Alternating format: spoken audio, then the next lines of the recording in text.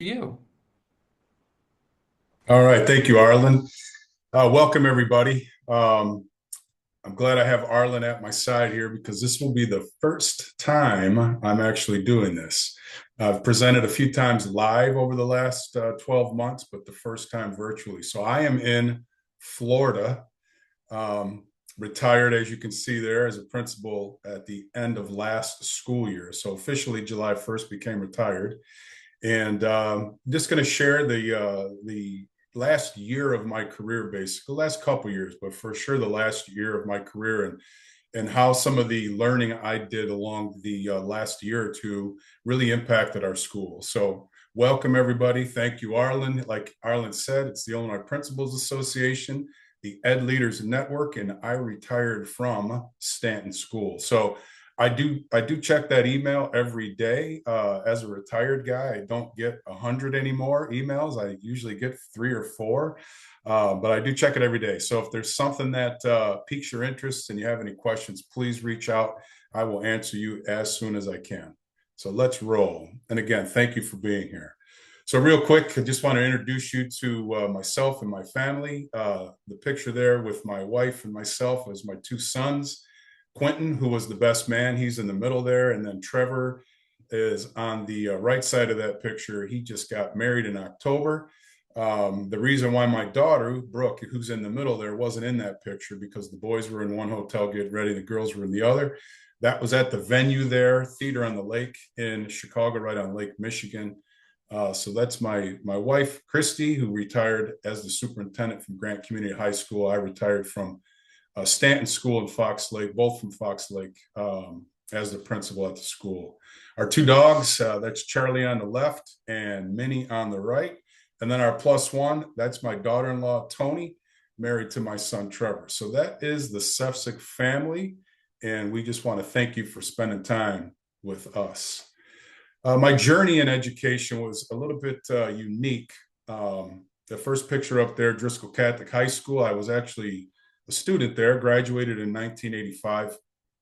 And out of college, I got into the business world. Driscoll, being a Catholic school, really relied on tuition and enrollment. And in my second year in the business world, I got a call from Rod Molick, who became principal. He was my baseball coach and a history teacher, and said, "We're in trouble with the enrollment. They've moved me into an administrative position. I can't coach anymore. I need you to come back." So I started into education as a head baseball coach, a head girls basketball coach, taught a couple of classes, went back to school, got my teaching certificate. And so I spent 10 years there, but really only 8 as a certified teacher. After 10 years there, a couple state championships, and just a great run, my wife and I, we moved out to Lake County. And so I moved into the middle school in Wakanda. I spent 3 years as a eighth grade social studies teacher with great years. Dr. Dave Wilm was just Dave Wilm at that point. He was the principal who hired me there, and shifted into middle school. While I was there, I decided to go back to school and get a master's degree. So I graduated from Aurora University with a master's in educational leadership. I sent out one resume from Wakanda all the way to Fox Lake and actually got hired. So 21 years ago, I got hired as the assistant principal at Stanton School, and then 4 years later, I was named the principal there. So there's just some of my boys at the school right there in front. I'm now, like it said on my first slide, retired. So down on the bottom there, I'm subbing in a second grade class in Fox River Grove. So I went back into the classroom and subbed a little bit. I've done first through eighth grade. And if you are an elementary school teacher, God bless you, because they say middle school is difficult. I've never had a harder time in education than trying to corral the little ones. So God bless you guys. And then I'm in Florida right now. That's the house that I'm actually presenting from. So it is cold here too, but not like you guys are probably all suffering through. And then just a little bit about Stanton School, my last year there. We were fifth through eighth grade building, only 264 students, which was phenomenal because I got to know every kid pretty well and their families. We did get to the 59% low income. So We were 100% free lunch and breakfast by the end of my career. About 21% at that point, but I think there were more around 25% IEPs and 11, which is probably more like 15% now, ELs. So that's a little bit of the journey into education. Today's goals, and I need to move myself from the screener so I can see them, but I can't do it. Oh, all right. I knew I would do that.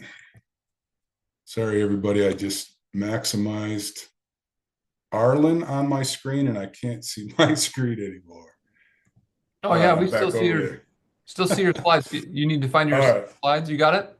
No, I'm back. Okay, great. Today's goals. All right, number one. So I would love for everybody to be able to understand a little bit how we became a trauma-informed school. So I'll talk about really briefly the PD and the training that all staff members went through, including our bus drivers and support staff. I'll talk a little bit about the Circle of Courage, which is the basis of all the work that Star Commonwealth does, which is the group that I trained under, that our staff trained under. You will hear a lot about them throughout the presentation, but it's really the group that changed the way I practice as a principal and as a person, really. And it transformed our school, which hopefully I'll be able to stress that point as we go here. I'll introduce the book, The 10 Steps to Create a Trauma-Informed and Resilient School. That's the first certification that I received, and then what everybody on my staff earned. And then we'll move into a trauma-informed to trauma-responsive. And so what do I mean by that? Being trauma-informed to me means like we've learned, so we have this knowledge, but what are we going to do with it? So when we start practicing, to me, that's the important thing, to move to trauma responsive. So I'll talk a little bit about what we call practice the pause, community building, which would be like a homeroom or a home base, opportunities to be better, which is what we switched our ODR, office discipline referrals, to. So instead of detentions, we switched the wording to opportunity to be better. So I'll explain that a little bit. And then we really started to dig into restorative conversations. So we moved away from kids serving 30 or 60 minutes in a quiet room to actually being proactive and active and teaching them, getting them familiar with how they misbehaved or what behavior we didn't like, and then showing them the impact, the negative impact, and then also what can we do better. And then we'll look a little bit at data, analyze our behavior data, and then lessons learned along the way. So if I can get all that, hopefully when you do the surveys at the end for the IPA, I get a B plus, because I was never an A student. All right, now it won't move, Arlen. I don't know what the heck I did. Yeah, you may need to click back on the slide. There you go. Okay. All right. So these are the guys that if you don't give me a good answer on the surveys, that you'll have to answer to. So that's my boy Bops there on the left, 5'10", 265, and my son Quentin on the right. Actually, I lost. I took last place in the football, what do you call fantasy football? So those guys told me I had to put a slide in with their pictures on it. So hopefully that made you laugh a little bit. All right. So when we started every morning at Stanton, we would do a thing called pause and ponder, or practice the pause. And so before I get into the presentation, I know you were all probably at work today. I think it's Tuesday. When you're retired, every day is Saturday, but I believe you guys are all on Tuesday. So if you could just join me, I'm sure you're all seated somewhere, and we're just going to do a quick breathing activity. If you could, wherever you're at, put your feet flat on the ground and your backs up in your chairs. Unfold your hands. Maybe you can either put them in your lap or up on your desk, your table that you're sitting at. And just do your best to, for about 30 seconds, just kind of release whatever happened throughout the day today, good or bad, and just kind of let it go. And as we just focus on our breathing for 30 seconds, start to think about, what do I want to get out of this? What can I learn from this? What are some questions that I might have? So let's just take 15, 20 seconds ourselves and breathe.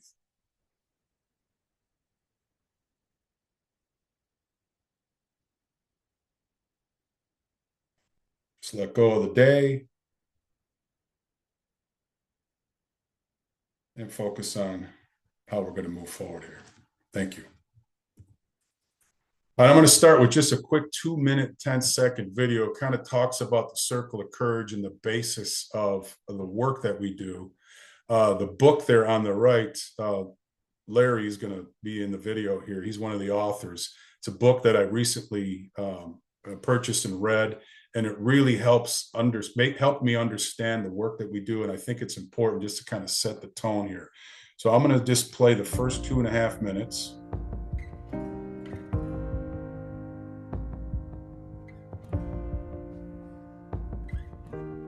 One of the challenges we're facing today is that a great number of children are growing up in high-risk communities, schools, families, and so forth. What we're trying to do is to bring the best of science and practice to help all those who work with children in whatever kind of role, to enable children to develop their strengths, to be resilient, and to thrive. Jesus. Sorry about that.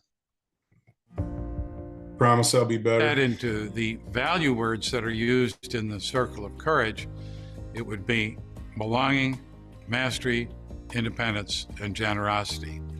If we can rear children in environments where they belong, where they can master and develop their talents, where they can learn to be responsibly self-controlled, and where they can contribute to others, then they're healthy. And so often what we have are kids that have difficulty, have not had their needs met in that. And then they show that in ways that are kind of disruptive at times. Some of them retreat, from adults. Some of them give up in school or life. Some of them actually fight against teachers and caregivers. And what tends to happen is that if adults don't have the right kind of training, they get sucked into conflict cycles with these kids, and they react to the problems instead of respond to the needs. And so that's what we were doing. We were reacting to problems that we had, and we weren't responding to the needs. And so as you can see here on this screen, in 2022, our problem at that point in time was chronic absenteeism. And we were targeted by ISB as a school at that point. And we really did a lot of work, 2023, bringing kids back into the building. We designated 2 staff members during second period. We paid them during a planned period to contact all the students that were absent on the day to figure out why. Some kids missed the bus and didn't have a way to get to school. So we were sending, staff members 2 at a time to go pick up kids. But we really, really focused the 23 school year, 23-24, on getting kids back into the building. And during that time, I started to hear about Star Commonwealth and the Circle of Courage. And once we got kids back in the building, which we solved the targeted absentee problem, look what happens next. 23-24 school year, we got everybody back. And remember, not too long prior to that was COVID. So kids were still coming out of COVID, still, used to being at home, uncomfortable in schools. I can remember the first year that the kids came back. We had kids every period walking in the hallways. As a matter of fact, we had tables set up right around the hallway, just a safe place for kids to sit, so we could make sure that they were okay. And so we've got kids back in the building now. We've got routines running, but we had to kind of readjust to behaviors that we were seeing. So 2022 targeted for chronic absenteeism. 23-24, we were great. We went from 36% chronic absenteeism down to about 14. But now we have these kids in the building, and our total ODRs, which is what I talked about a little bit earlier, the office discipline referrals. So year to date, we had about 255, 260 kids that year, and over 1,000 office discipline referrals. So that would be a teacher writing a student up and formally submitting it to the office. 406 of those were minor behavior infractions. And at Stanton, a minor means the teachers were dealing with the students. When it became major behaviors, that's when administrators would step in. So it was myself as the principal, Rochelle Peters was our assistant principal at the time, and Lynn Smolin, our special ed director. So we would then take on those major behaviors. And so you can imagine, as a teacher, 406 times throughout the school year, teachers had to figure out what time they were going to spend it, whether it be a lunch period or a planned period, and pull the students to work through the problems. 638 times administrators. And of those behaviors, classroom disruptions were the biggest at 240. And then, of course, non-compliance, kids weren't going to listen, 213. So one student becomes disruptive, it impacts the whole learning process of the whole classroom. So engagement was a big problem. In that year, we had 53 students that were suspended out of school. So it was a tough year. End of that year, I started to dig in more into Start Commonwealth, and I'm going to share that journey now. But sorry, before I do that, I want to ask you just real quick, unexpected behaviors that you're seeing. So here we are in January. What are some things that maybe you in your classroom or your school are struggling with? So take about 30 seconds. Think about maybe what's the biggest issue that you guys are facing right now. So 3 years ago, it was attendance for us. Then 2 years ago, it was non-compliance, classroom disruptions. So if you could, and if we were in person, we would turn and talk after 30 seconds. But when you're ready, if you could drop that into the chat, I would love to see what are some of the things that we're struggling with right now, January 2026 in your buildings.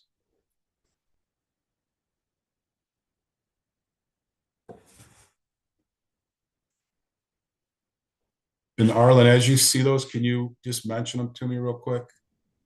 Yeah, you bet. Nothing's come through yet, so I'll Okay. pop in whenever I see something. Okay, thank you.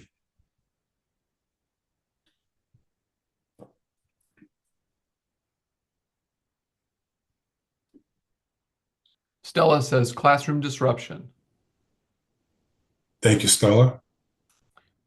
Paul says cell phones and non-compliance. Rhonda says cell phones. Steven says unregulated emotions and frustrations that come from situations surrounding social media. Mm-hmm. Lindell says disruption, Mm-hmm. but also focused on tardies. Yeah. All right, thank you, everybody. A lot of what we were dealing with. Let me hit the cell phone thing first. We were unfortunate to get targeted a few years back, but fortunate because when you get targeted, you get some funds. And we did not have the money to do any of this training or get Yonder pouches. So I'm just going to throw a plug in there for Yonder pouches. YONDR, Yonder. We got those my last year there. So the 24-25 school year, and I know they still are using them today.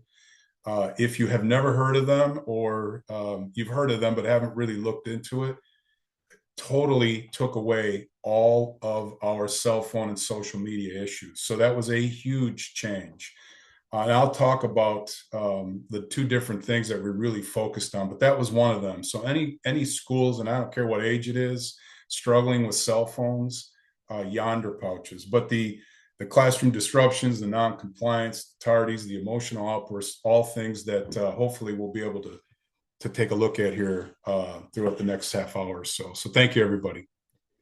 I first saw this story about 10 or 12 years ago, attending, I think I was in Naperville at the PBIS Midwest Conference. It was a 2-day conference, and the first day our social workers attended, and purposefully. The second day, they invited then administrators. So what I remember as like the main focus or the reason why we got asked to go to day 2 was social workers and counselors were really feeling like every time there was a problem, they were getting pulled. And so any little thing going on in the classroom, little or big, it was 911 to the social work room or to the mental health people. And so they told this story. So there comes a point where we need to stop just pulling people out of the river and go upstream and find out why they're falling in. And so the story they told at PBIS Midwest, there was a group of teachers and administrators and social workers camping on the side of this river, and a kid floated by, and one of the teachers jumped in and pulled him out. And then a few minutes later, another one floated by, and a social worker jumped in and pulled him out. And it just kept happening over and over and over again. And one of the staff members started walking up the river, and somebody yelled out, "Where are you going? Are you giving up?" And she said, "No, I'm going to try and figure out why they're falling in."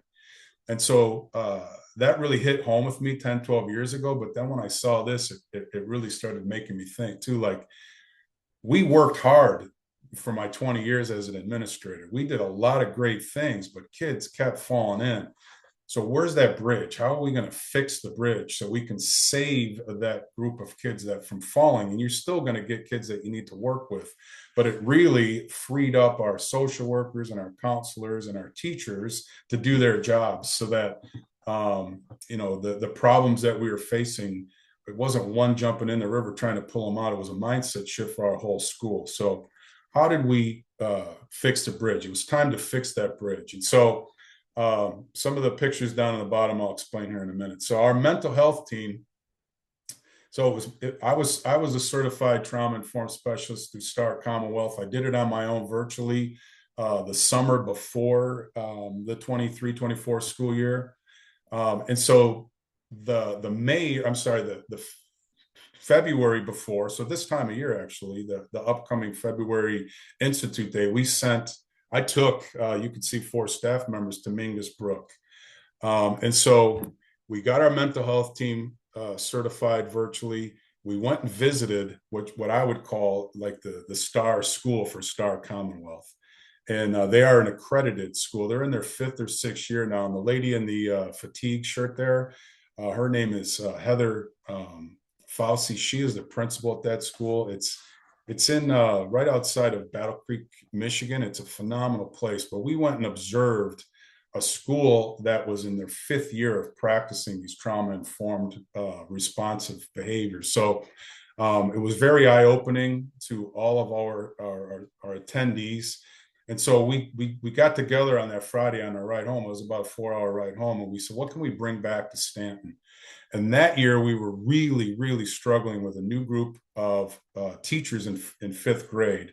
And our 5th grade was in a part of the building all by themselves, kind of in a basement area. But it was really isolated from the rest of the building. And our social worker and counselor's office were down there. So we knew if we did something, we could start to help 5th grade. But the problem is, and I mentioned this in our goals, lessons learned, too much, too fast. And so we did this visit. We came back and we added what you can see down on the bottom right there, a trampoline for movement, a stationary bike for movement, a Lego table, and a doodle wall, so that kids could regulate themselves when they were feeling dysregulated. The problem was, we learned about it on a Friday. We started implementing it on Monday, and we expected our teachers. Let me back up. The 3 administrators, there were 3 sections of 5th grade. So the 3 administrators, for 2 weeks, we would start our mornings to do the training. But after the 2nd week, we had to step back into our roles. And at that point, the kids just wanted to play with the Legos, draw on the wall, jump on the trampoline, and ride the bike. So we had to pull all that. So our lesson learned there was too much, too fast. And so moving into the next school year, we were really, I think, intentional on what we rolled out and how quickly we rolled out our changes. So now this was the administrative retreat, the summer after we had myself, our 2 mental health people trained, and then also we took that visit. So this was our administrative retreat, and this was our school improvement plan that we created as an administrative team. So create an environment where staff and students feel that and this is the circle of courage that I'm going to talk about. They belong. Students and staff feel like they belong. They're connected. They can demonstrate mastery. What are we good at? What are you good at individually? Show independence, which is self-control, and then generosity. We can help others be their best selves. So identify and examine all past, current, future practices, and then align them to being a trauma-informed and resilient school. And that was really important too, because my whole career in education, we did a lot of great things, but they were often their own silos. So we would see a problem, we'd fix it over here, a different problem, we'd fix it with something else over here. So we really wanted to look at Star Commonwealth's offerings and start aligning all of our work to fit into that circle of courage. So that is June of 2024 going into the 24-25 school year.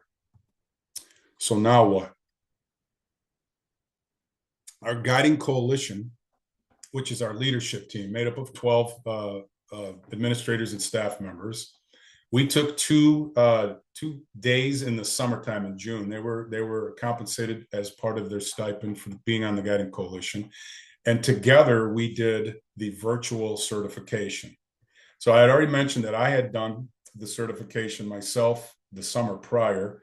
Our social worker and counselors during that last school year got their certification. So now going into the 24-25 school year, all of our guiding coalition members had completed the virtual certification. And they felt like it was really important for them to do that because on August 16th and then on October 11th, we brought Kathy Hart in from STAR to do in-person training. And that's what you see in the picture there. And the 10 Steps book is what the training is based on. So our entire staff, including our bus drivers, which is very important, if you ask me, because who are the first adults your kids see every morning? Typically the bus drivers. And so I thought it was only fair that all of us were trained in practicing the same way. So, and I think our bus drivers were really appreciative of being included in that as well. And so on October 11th, 2024, every Stanton staff member became a certified trauma-informed specialist. So we're moving into then the 24-25 school year, all having this knowledge, thanks to Kathy's expertise, thanks to being trained in the 10 steps. So becoming a trauma-informed school. Like I said earlier, I thought it was really important for us to be intentional to start shifting our practices, all of our practices, to fit into the circle of courage. And one of the first things that we did was we were a second step school for 18 or 19 years prior to this. We shifted our social emotional program to a courageous classroom, which is aligned with all the work that we did in the 10 steps to creating a trauma-informed resilient school, all focused on belonging, mastery, independence, and generosity. So we really started, that was the first step in starting to align and be intentional on putting all of our practices together based on the circle of courage and the teachings and the learnings of Star Commonwealth. So here we go, becoming a trauma-informed school. So I mentioned earlier, every morning we start with what we call the community building. So I have 3.0 on here because we actually started doing that when we were in lockdown during COVID. So virtually we would give kids 20 or 30 minutes when they would log in to just hang out with a teacher and their classmates. And then when we got back to school, we blocked off 10 minutes of the start of the day.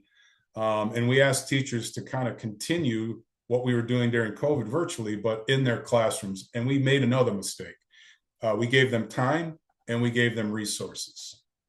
And I would say maybe a third of the staff really bought in and did that work. A third kind of just used that time to get ready for the day, let the kids get ready for the day. And then a third were on their cell phones because we had yet to get yonder pouches. So 3.0, so the 24-25 school year, we did 20 minutes. And we did a thing you can see underneath the roles there called parcilitators.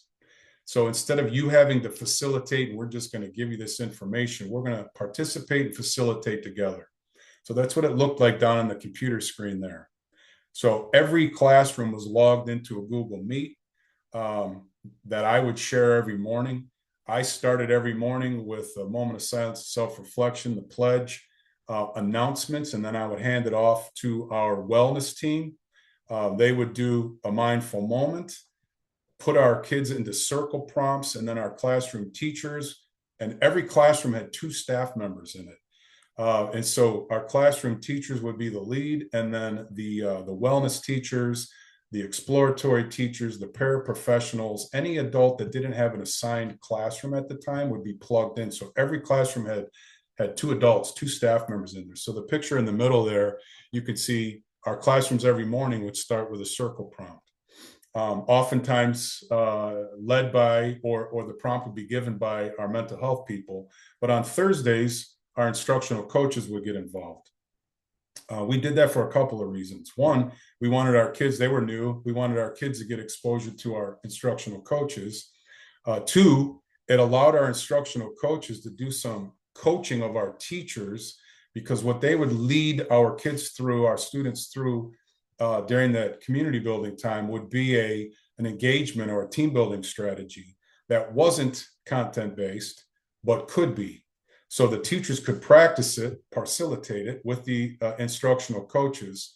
And then if they liked the engagement or the team building, they could actually then apply it to their content area.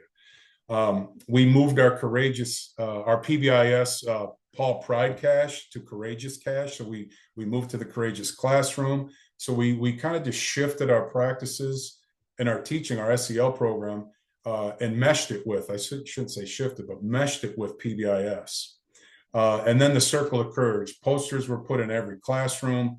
We really stressed, that was really a belonging piece. So belonging is, we wanted our kids to know that 20 minutes every morning was going to happen. Didn't matter what was going on in the day. If it was a late start, it was an early dismissal, if it was weather related, every morning, that's how we were going to start. And then that's an adult or 2 that they could go to in times of need. It also got our kids talking to each other. It taught eye contact. It taught waiting your turn. It taught respect. So it was really, really a powerful thing. So those are a couple of things that we changed, becoming trauma informed. So community building from 8:30 to 8:50 every morning. Courageous Classroom was taught during that time on Wednesdays.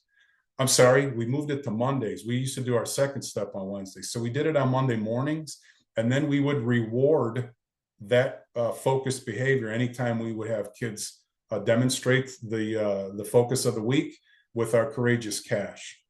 The Circle of Courage became something that was recognized by all students and staff in the building, and even our parents. I don't think it's in the presentation, but every month in our newsletter, we would put out information about the Circle of Courage and the Star Commonwealth and the trauma-informed work we were doing. And so the roles, facilitators was really important because everyone was involved. Every adult in the building was involved. Principal, paraprofessionals, teachers, everybody together, the wellness team, the instructional coaches. And so I really feel like we were starting our day the right way. And I wrote down tardies as one of the concerns that Arlen shared. When you have something that kids want to attend to start the day, and we were fighting attendance 2 years prior to this, kids tend to show up. And this was one of the things that really helped us get kids back into the building. They looked forward to doing this.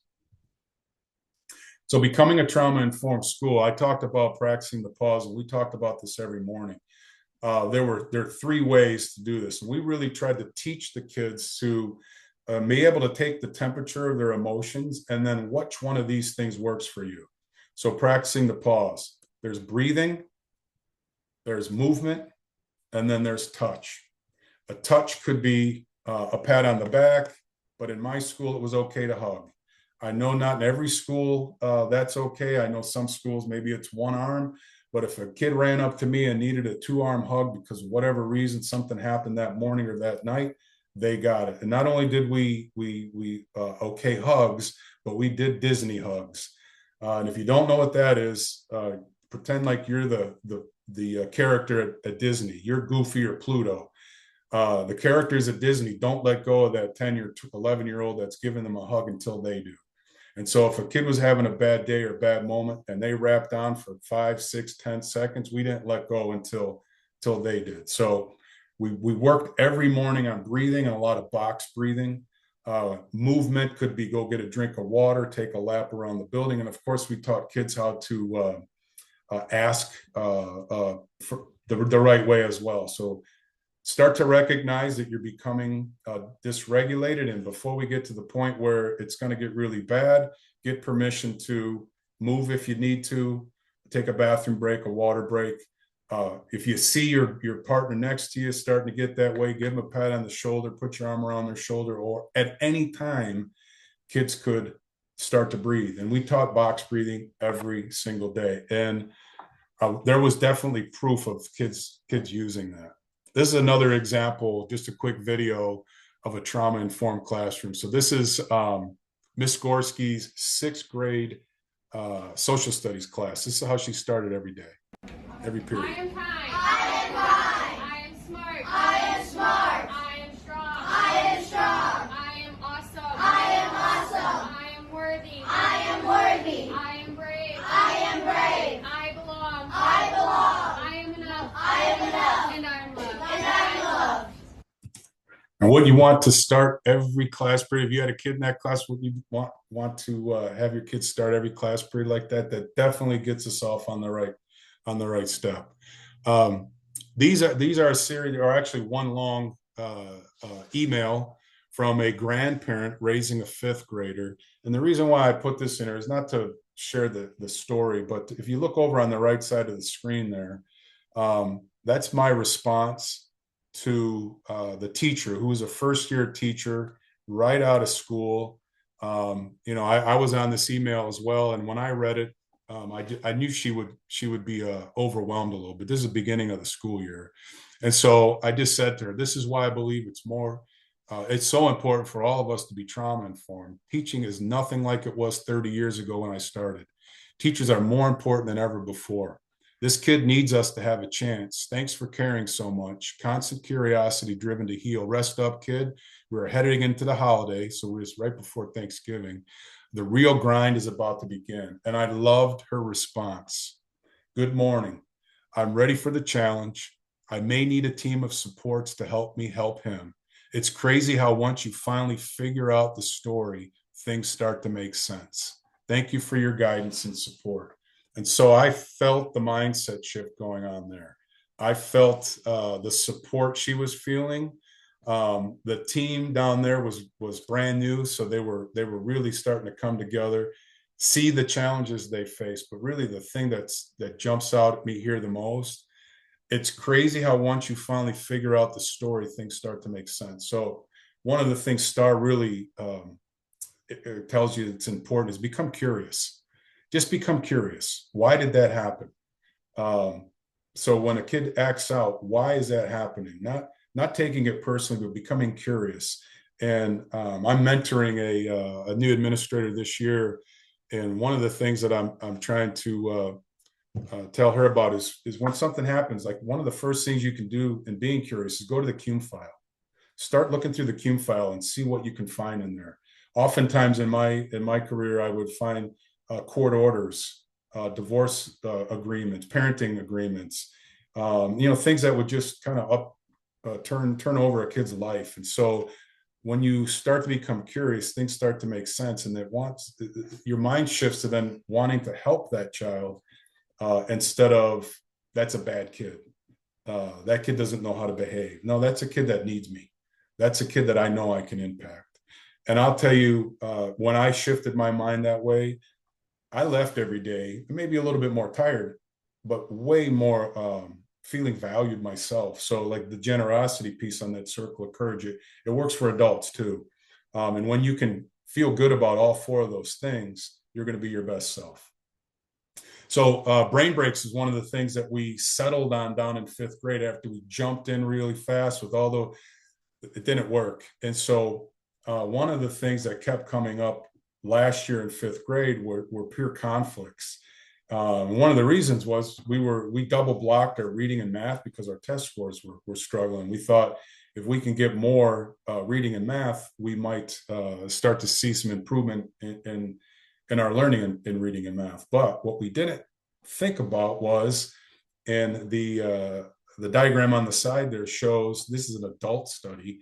So when I go from meeting after meeting after meeting after meeting, you can see less stress is the blue, more stress is the red. You just start to burn out.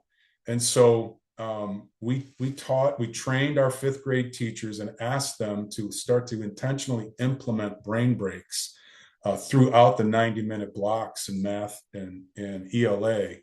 And one of the, this was the first one that I watched. So think outside the box. And this is something that our instructional coaches found on Teachers Pay Teachers. So that's where it's from. It's a packet. And so that star was put up on the smart board, on the Promethean board, and students were given a blank piece of paper. And this is in October of last year when we just started practicing this stuff. Finish the drawing, but it can't be a star. So if you have some paper in front of you, if you wouldn't mind taking 60 seconds, a little bit of a brain break right here. So finish the drawing, but it can't be a star.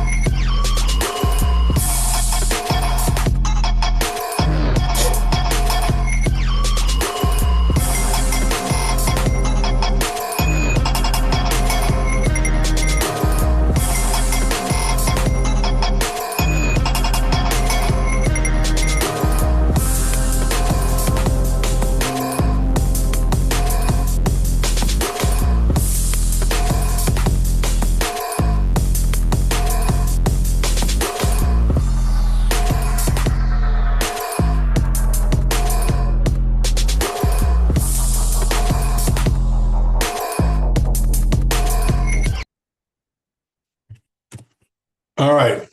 If you wouldn't mind just describing in a couple of words what you created and drop it into the chat box. Arlen, if you could please share those with me then. And just so you know, I chopped both of our heads off the slides here, so I can't see you and I can't see me, but hopefully you're still there. Yeah, everything still looks good on my side. Molly's got a flower. Rhonda's got pineapple on a beach. Amanda's got a tree. That's what we've got so far. All right, awesome.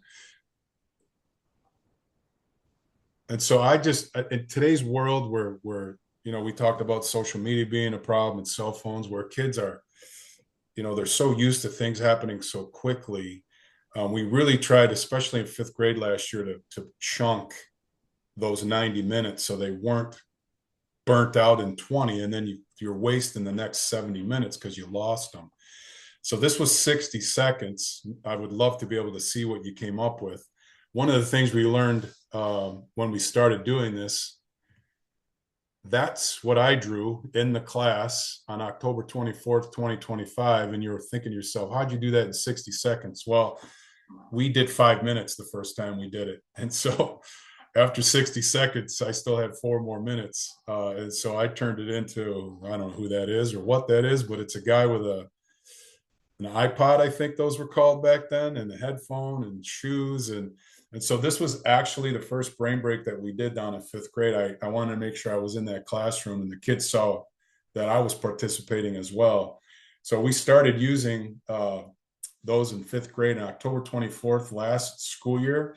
And I will tell you the data that we tracked as far as peer conflicts down there, so much better, so much improved. So brain breaks, I've been to breakout sessions and conferences for 30 years where we always talk about them, but we never really use them. So they're so important, easy ways to do it.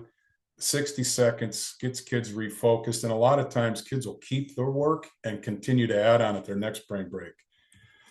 All right, so another real quick video. So we're trauma informed now, so we need to become responsive, and we wanted to build buffaloes. So watch this. And I think there's one little swear word. So if you're home and you got kids or you're at school and you got kids around, I think he uses the S word. Have you ever heard the metaphor of the buffalo and the cows? No, please share. Buffalo and cows They can both sense when a storm is coming. And cows, they take off running away. Buffalo, they sense the storm and they run right at it. They run right into the storm. And I compare that to trauma. We're just creating a generation of cows where we're making it okay for us. We just let them run away from it and not deal with it. And the cool thing is cows, as they're running away from the storm, they get tired. The storm catches up with the cows, and the cows keep running. They don't stop. If they stop, let the storm pass. No, they just run with stay in the storm. So they're in this misery and shame and guilt. They're in this way longer than they have to be. The buffalo, they run into the storm, and it's terrifying. It's much more terrifying than running away from the storm, for sure. But once you get past that first initial scare, that fear, and you get in the storm and then the storm passes, then they're happy and they're rested, and then they can enjoy what the storm gave them, the water and the grass and all that stuff, and the cows are still miserable. Have you ever heard the metaphor of the buffalo and the cows? All right. No, Here we go. Sorry about that, everybody. All right, so I would show 5th, 6th, 7th, and 8th graders this little clip because when we started to talk about building resilience as a trauma responsive school, we wanted kids to want to be buffaloes. And so this was really easy for kids to understand, like cows run away from the storm. Do you want to run away from being tardy to school or getting office discipline referrals? Do you want to run away from you're struggling in this class, or do you want to run into that storm? And we'll help you. We'll be there to help you. But we want to train you to be resilient. We want to train you when you wake up and you're not feeling 100% that you still get up, get dressed, and get to school. We want to train you that when you're tired at night after wrestling practice, that you still get home and do a little bit of studying for that test tomorrow, to be a buffalo. And so kids for the last couple of years, and there's kids at the high school now that I still see over at Grant High School, and they'll say, "Hey, Mr. Sefcik, I'm being a buffalo, man. I haven't missed school all year." So this was a video that I would use quite a bit in trying to show kids what it meant to be resilient. And this is a story, just a quick visual here of one of our kids that I believe became a buffalo over time. So Nate transferred in at the beginning of 7th grade and struggled. He really struggled in 7th grade. And this is from his 8th grade school year. And you can see that email from mom on February 18th, 2025. And you can see you all have bent over backwards to help him. You have no idea how grateful I am to each and every one of you, especially with me being out of commission with my knee. She had gone through some surgery. She couldn't get out of the house. In my experience, I have three other boys that have gone through schooling. No other school that I know would go out of their way to help a student like you have, her son. I'm forever grateful to each and every one of you. So we are at his house for his birthday. That's Mrs. Peters, our assistant principal, our nurse, Amy, and then Megan Reimers is our counselor. And we just wanted to make sure that Nate knew that he belonged. He was one of us. And one of the problems Nate had, he had a real explosive personality. So he was a flight guy. He was a flight. He was not a freezer. And during the beginning of 8th grade, and in the 7th grade time that he was with us too, when he transferred in, when he didn't get his way or he got mad, frustrated, he would fly out of the room and typically end up in a bathroom, hitting the paper towel dispensers or kicking the sinks. A couple of times we actually had to use some CPI work on him. But through a lot of work, we taught him safe and supervised was important, safe and supervised. And our staff had to learn that too, because oftentimes when he would go, a staff member would follow really close and he would feel backed into a corner. So he would either go faster or fight harder. So we had to teach our staff that it was okay, a student like this, to be safe and supervised. We had a small building. We had cameras. We had people everywhere. So we didn't need to follow Nate. Nate would burn himself out after a couple spins around the school. We always knew where he was. And eventually, on Facebook Marketplace, we found a free stepper elliptical machine. So we put that in an office, and instead of flying around the building, disrupting other classes, Nate would actually go into that room and successfully, and I want to say 7 out of 10 times, it wasn't 100%, re-regulate himself and be able to return to class. So that is an example of trauma responsive. But one of the reasons why I put the emails on there too is the partnership with the grandparents and parents, and how they appreciated their kids not just going right, our school not just going right to suspension or in school or detention, but actually working with the students to become better people. I talked about the opportunity to be better. That's an example of what we used to call our detention, our ODR. So we actually put the circle of courage in the descriptions of each: belonging, mastery, independence, and generosity. And we also put in there unmet needs, because a lot of times it was an unmet need that was causing the unwanted behavior. It was a student trying to advocate for themselves, but they didn't know how. So hunger, choice, consistency, all those things. And then a lot of times too, unmet skill. Maybe I just was really bad in math. I got embarrassed. I didn't know the answer and I'm out. And so instead of a kid just doing a reflection sheet by themselves in a room with a staff member that maybe they don't even know and put IDK, IDK, IDK all across, an administrator would actually sit with the student and go through this. So we would identify strengths and weaknesses. We would identify problems. And then we would do a reflection of what was better. What did better look like? And so this is an example of a student who transferred in November, 8th grade year, had not attended school until she transferred in. So this was a student that was totally disconnected from her prior school. We found out from just getting to know her that she loved art. This is an example of, oops, I still don't fit in. I vaped, I got caught. Typically that would be an out of school suspension, but we didn't do that. We in school suspended. We worked through some learning, specifically around the health side of things. And then she and I sat down and we worked through this. At the end of the day, that in-school day, she gave me that drawing. Art was her thing. That was her mastery, specifically charcoal art. And so she did some learning around the health concerns of vaping. She sat with me for a while and we did the opportunity to be better. And then the rest of her time, she worked on schoolwork and drew that crow there. And the coolest thing, when we got our yearbooks, the 8th graders would always have a quote. That was Nancy's quote. I love how I was treated. So this was a student who didn't even go to school from August to November. And I know she's still doing really well at the high school because I keep checking on her. Just another one real quick, Jacob, being raised by an aunt, he would have some explosive behaviors. But again, we went through what better would look like, opportunity to be better. The top right picture is typically what he would look like. He would have a hat and a hoodie because he was a hider. He would hide his emotions often. And so we worked through all that. And the next day, I don't know what his hair looked like because he always had a hat and a hood on. But I want to say it was such an impactful time we spent together. He got the same haircut as his principal there and started to have a much better year. So another example of being in a responsive school.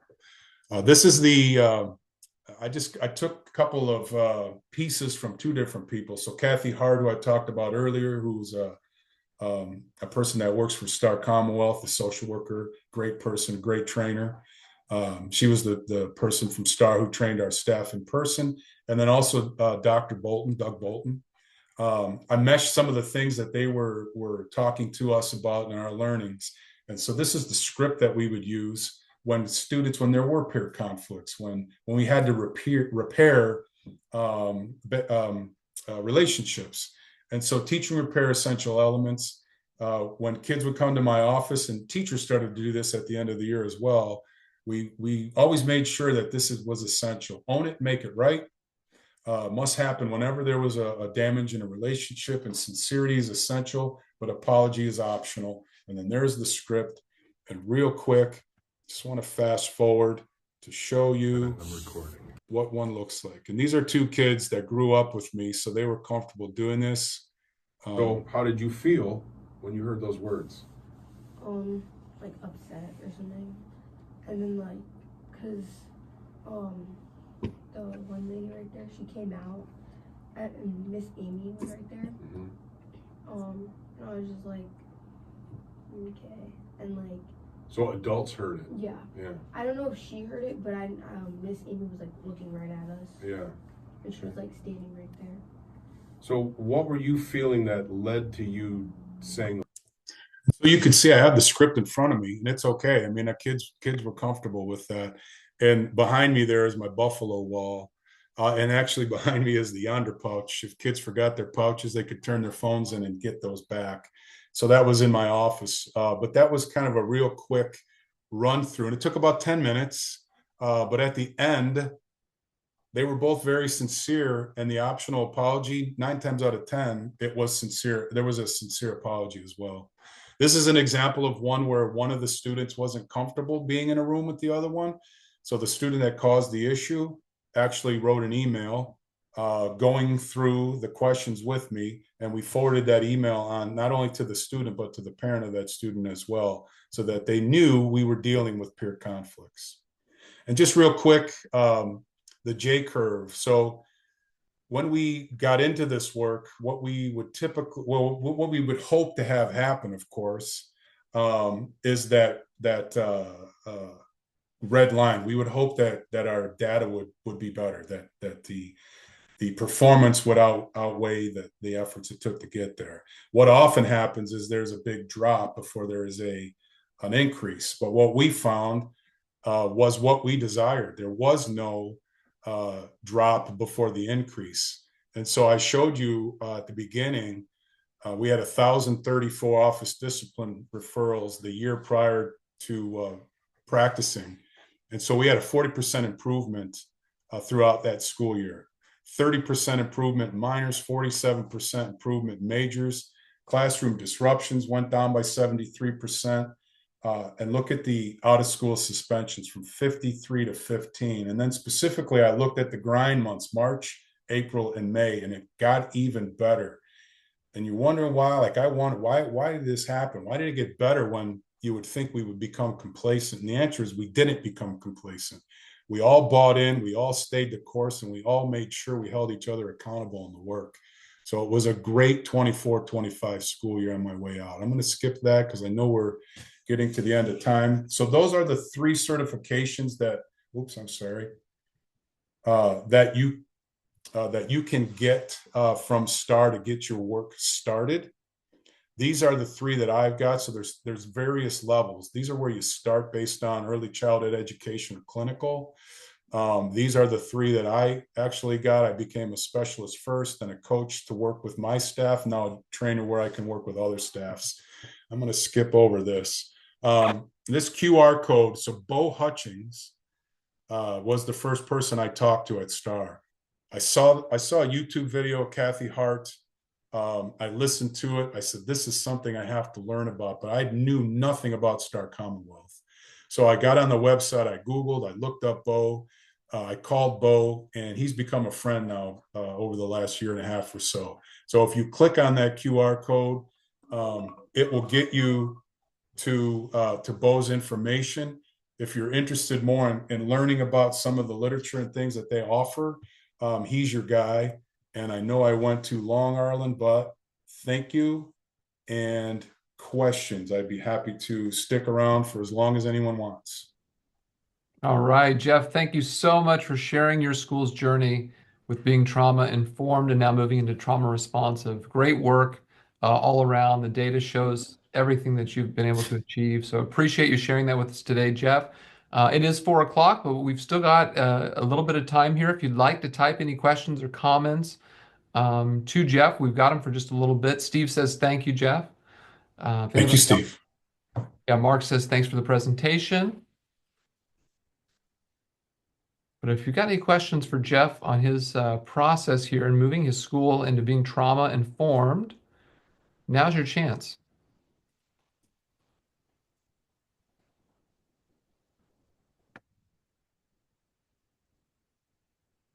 Rhonda says, thank you so much. Info that I'm totally going to use. Loved the class starter ideas and seeing the success stories.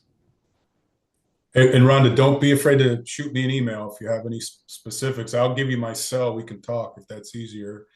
If you email me, because like I said, I'm a retired guy now, so I'm looking for stuff to do. I can only play so much pickleball. That's my plan to go this evening, Jeff, is to play a little pickleball with friends after work. Yeah, well, you move into a 55 and over community. There's plenty of pickleballers. Nice. Don says, thank you. Greatly appreciate you sharing your expertise and experience. Natalie says, thanks, Jeff. Love being a part of this work. And Molly says, Oh, you are thanks, a Natalie. legend, Jeff. See you in action, and you are seen you in action, and you are top quality from Molly. Thank you, Molly.